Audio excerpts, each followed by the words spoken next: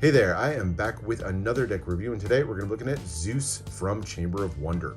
Chamber of Wonder is the creation of Canadian magician Tom Hsiung, and this is his second deck. The first one, The Secret, was released last year in collaboration with Riffle Shuffle. Beautiful deck and one that I really enjoyed. So excited to see his second deck that's inspired by Greek mythology and the king of the gods himself, Zeus. I love Greek mythology as a theme, despite the fact that it's been done on tons of decks before. I always give a second look to any Greek mythology deck that I see, and very excited to see how Tom does with his second deck and this fantastic theme. So let's get right into it. The deck comes in two different versions. We have the Mighty Gold and the Sterling Silver versions of the deck. We'll look at both of them together, but let's start out with the Mighty Gold deck. It's done on a gold pearlescent stock, which I love pearlescent stocks. It gives just that extra little shimmer in the paper, but you almost don't need it because the entire tuck is covered in two different colors of gold foil. You get that yellow gold, that brighter color you see in here, and then the matte gold, that flatter color all the way through. The colors mix together to produce a beautiful scene in the background, but I will say the two colors of gold definitely give it a bit of a washed out feel. There's definitely not enough contrast to really appreciate the details on this tuck. Because if you get in closer, if you get in the right lights, there's a lot of beautiful detail going on, but almost looks like an overexposed photo if you hit it in the wrong light. So like there, a little bit harsh, but then you hit it right there and you can really see all those details pop out. So I could have done with a little bit more contrast, but a lot of really cool stuff going on in here. Of course, you get the large image of Zeus there in the center, looking strong with a pair of thunderbolts clutched in each hand, his weapon of choice. And then the name of the deck, Zeus, across the top.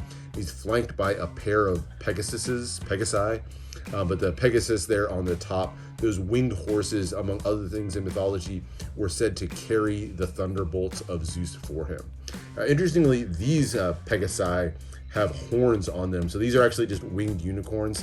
The Pegasus didn't actually have a horn, so I think that's a little bit of a miss on this one, but still a cool image there at the top. And then lots of detail filling in all the empty space. You can see the Greek-style columns, the thunderbolts almost everywhere you look. It's a really striking design, and with that foil, just looks impressive right when you pick it up. The side just has Zeus, of course, with more foil throughout. Same thing on the other side. Bottom has your ad copy, so distributed by Chamber of Wonder and made in Taiwan. So these decks were made by the Taiwan Playing Card Company. Top just has some more filigree and, of course, thunderbolts. And then the back has a foil version of the back design of the cards. Little slight embossing on this one and throughout the tuck case. Finishes out with that metallic gold seal here. Image of Zeus with the wavy hair all the way around. And then you can see it's numbered out of the 1350 deck edition. Get a good look at that pearlescent stock there on the inner flaps, but nothing otherwise printed on those. And you do get some really nice interior printing. The wavy lines here are actually part of a scene that's built for the interior of the tuck. A little bit hard to see here, but you can see the face of Zeus there. And then the waves that you see out are his hair that are radiating away from his face in the center. Really cool, almost like a tiger stripe look to it overall. And just a nice little pattern to add to the interior of the tuck. So that's the tuck box. Like I said, could have used more contrast, but still an impressive tuck box nonetheless. But let's check out the cards. And here's the back design. So it's done with gold metallic inks, but I will say Taiwan Playing Card Company, their inks are not nearly as shiny, their metallics, as some of the others. I think USPCC and Cardamuni do a much better job with those. But a really cool design on this one. You get the darker background, so unlike the tuck box, a lot of contrast going on in this one. And then the large sort of spade pips here reveal the image of Zeus on either side. More thunderbolts filling in the extra space. And then the four images here that represent four of the major gods that we'll see featured as we get into the deck further. You have the seas here representing Poseidon, the thunderbolt for Zeus, the lyre down here in another corner for Apollo, and then the flames and the skulls representing the underworld and Hades. So very cool little addition. Those four images there make it a one-way back design, so it's not a fully reversible design, but not in any way that's overly distracting. And then finishes out with that nice thin white poker border. So there's your back design. And then you get a pair of diptych jokers that feature that image of Zeus. This is the same basic image that's on the interior of the tuck box, but you get a better chance to see it here. And then Joker in the corners. Just a really impressive look. Those waves of hair really are impactful. Definitely a little bit odd because this is a diptych that has an actual border. So usually you don't get that border and the images fit together perfectly. This one has that negative space in the middle that kind of leaves it a little bit odd looking here in the center, but still an impressive looking diptych nonetheless. All right, so that's your two jokers. You get the 4 power aces. So no one single power ace. Instead, we get 4 large and impressive aces. And kind of like those 4 images we saw on the back design, each one of these pays homage to one of the major gods, starting with the ace of spades and of course Zeus. You can tell with that lightning bolt right there in the center, more lightning bolts radiating out. Just a beautiful image on this one. The laurels that are reaching up the sides to kind of form the shape of the spade pip. Just a lot of really beautiful artwork going on in this one, and those metallic golds look great as well. You can see the custom font, the pip and the index there in the side, or in the corners. And then the ace of diamonds goes to the seas for Poseidon. You can see the trident there in the center, the rising waves. I love the kind of flow that it gives to the diamond pip. Clubs go to the underworld for Hades, the pile of skulls, the flames rising in the background. And then I love this little detail, the bident, trident with 2 prongs basically, but the bident crashing its way through the central skull. This is definitely my favorite of the 4 aces. And then finally is the lyre inspired by Apollo, the god of music, among other things. Definitely looks a little bit more like a cave to me with the cherubs over the top there, but this is meant to depict that lyre for Apollo. So another really nice ace there. So very nicely done on the 4 aces. And I like the pips as well. These are all done. It is kind of 2-tone look. So half of it, just a classic black, and then the other half has the image of lightning bolts that are kind of fanning out to give you a little bit of a shadow effect on them. I think that's really well done on the pips. I like that extra little detail. It just gives it some extra interest, but still standard enough pips that they don't really jump out as being odd in any way. So the red cards go to a classic red, but follow that same idea of the fanned lightning bolts on one side, and then into the clubs, and finally the hearts. All right, but then we get to the courts. And for the courts, according to the campaign, these are meant to be a trip through Olympus. So we're going to see the 12 Olympians. Now, I'll give you a little bit of a spoiler. I don't think that these actually represent the 12 Olympians, but they do represent some of the major gods and goddesses of Greek mythology. And so we'll get a chance to see all of them. And they're really beautifully and intricately illustrated. So in this one, the Jack of Spades, this is Ares, I believe, the god of war, with the spade or the spear clutched in one hand, the armored shoulder and the big shield. Very strong, powerful looking character. Interestingly, they have wings, so definitely has more of an angel vibe as opposed to Greek mythology. Usually the Greek gods aren't depicted with wings, so that was an interesting touch. I like the artwork a lot on these, but it definitely doesn't scream Greek mythology to me the way some other decks do. But still really cool artwork on this one. So as we work through, I'm going to give my best guess as to what each of the court cards are. Let me know down in the comments if you think I got one of them wrong, because I definitely had to pull and guess on a few of them. So the Queen of Spades, I believe we're looking at Hera here. That lotus flower is one of her symbols. So she has the scepter there with the lotus flower. She was the queen of gods, queen of the gods, and the wife of Zeus. And speaking of Zeus, he gets his feature on the King of Spades. Definitely recognizable with that lightning bolt in his hand. And again, I think the wings are a little bit odd, but I love the depiction of the wings on this particular card. Just a very strong, powerful look to it. The golds and the blacks just mix really nicely on these.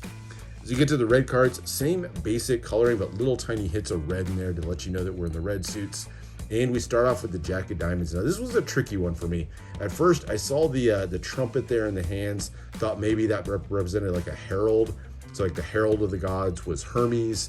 But then, the bow and arrow didn't really fit in with it. So I think I've come to the conclusion, I believe this is Apollo, because Apollo both used a bow and arrow and he was the god of music. So maybe the trumpet fits in there, but not really sure on this one. But I'm going to say this is Apollo on the Jack of Diamonds. And then the Queen of Diamonds with the spear in hand. This one definitely, I think, is Athena. the laurel of victory on her head. She's usually shown wearing a helmet, but in this one with the laurels. But still, I think this one represents Athena on the Queen of Diamonds. One of my favorites. I love how this one's laid out. And then the King of Diamonds with that large scythe in his hand. I believe this represents Kronos, who was actually one of the Titans, not one of the Olympians. This was Zeus's father, but he's the only one I could see that was depicted using a scythe of any sort. So that's who I believe we're looking at here on the King of Diamonds. And another really powerful looking character. Those wings even are just intimidating and kind of frame everything up really nicely. I like how the little hits of red work on these. And then we go to the Jack of Clubs, and we have one with the bow and arrow here. This one I'm going to say is Eros, the god of love. Cupid, you may know him as, but the one who would shoot his bow and arrow and cause people to fall in love. There's not that many gods and goddesses that are depicted with bow and arrow. So Eros is one of those, and I think that's who we've got on the Jack of Clubs. Then we go to the Queen of Clubs, and I think we're looking at Artemis on this one. Another bow and arrow on this one. Artemis was the goddess of the hunt, and so definitely a fitting look with the bow and arrow there. And then the King of Clubs, this one is definitely Hades. Again, that Bident, just like we saw in the Ace, the pile of skulls around him. He was the god of the underworld, and definitely the one that I think we are looking at on this one. Really cool. I love the kings in this one. All four of the kings look really good. And then we go to the Jack of Hearts. This is Dionysus, the god of wine, of course, surrounded by the grapes, the cup of wine in his hand. Usually you would find him completely drunk. And then the Queen of Hearts, and I think we've got Aphrodite here, the goddess of beauty, with the shell in her hands. Shell kind of plays a role in her origin story. She was said to have been born out of a clam shell from the ocean. But the goddess of beauty looking beautiful on this card. And then finally, the King of Hearts and the trident here, a dead giveaway that we're looking at Poseidon, the god of the sea. Said to be one of the strongest and most feared of all the gods. And you can see the kind of almost like waves there in the center. Very proud look on his face. Another really cool court card. And that is the deck. Now we'll take a quick look before we talk about handling at the silver version of the deck, just so you can see the sterling silver and the differences on this one. So pretty much the same artwork all the way through on the tuck box, different colors of foil. So you get that flat silver, but then the brighter silver you see here is actually a little bit of like a holographic effect. You can see some kind of blues and reds that pop out as you tilt it just right in the light. Kind of a cool effect. Love that holographic effect that you get on that. But again, suffers from the same issues of contrast. Hit it in the right light, everything looks great, but wrong light and everything looks a little bit washed out. And I think that holographic foil could have been used to create a little bit more of a contrast and accent.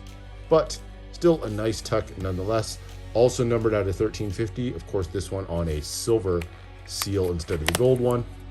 And then silver foil on the interior. And the cards themselves have the same basic artwork, but are recolored to use silvers. Now on this one, because the silvers don't have quite as much metallic gleam to them, this one looks a little bit more like a black and white deck, as opposed to one that has that depth of color. So I don't like the coloring on this one as much. Definitely looks a little bit flatter to me, but still a nice contrast with the gold one. And same thing as you go through the cards themselves, like even the Joker here just looks a little bit flatter. It's almost like an ink drawing all in black and white. There's definitely some silvers in here, but the whole deck takes a much more monochrome feel to it overall. Now, a bit of a relief to see the pops of red as you get into the red cards. I think that gives you a little bit of relief from that black and white. But like you can really see here, just everything looks a little bit flatter compared to the gold deck, in my opinion. But still a nice deck overall, just the basic recoloring, and you're treated to some of the same artwork overall. And that is the deck. Now, as far as handling, these are done by Taiwan Playing Card Company. They do really thin stocks, and they handle pretty nicely. Not quite on par, I would say, with like Cardamundi or USPCC, but still really nice handling nonetheless, and a really soft feel to the cards. Kind of like Cardamundi in that way. So very nice handling deck of cards, and a great alternative to USPCC or Cardamundi in my mind. And that's the deck. So overall, I think really nice artwork going on this one. For me, maybe took a little bit too many liberties with the Greek mythology angle, not quite as consistent as I would have liked. Would have loved to have seen the court cards all representing the actual Olympians themselves, the 12 Olympians who lived on Mount Olympus. Would have liked to have seen the Pegasus, not including the horn on the tuck case. A few little details like that I think held this back just a little bit, but nonetheless a really nice pair of decks. And an impressive one on any shelf if you grab these. That foil by itself is really going to stand out. But anyway, that's it for now. Hope you enjoyed this look at Zeus from Chamber of Wonder. Make sure to subscribe for more deck reviews, more unboxings. Let me know what else you want to see, and I'll see you for the next one.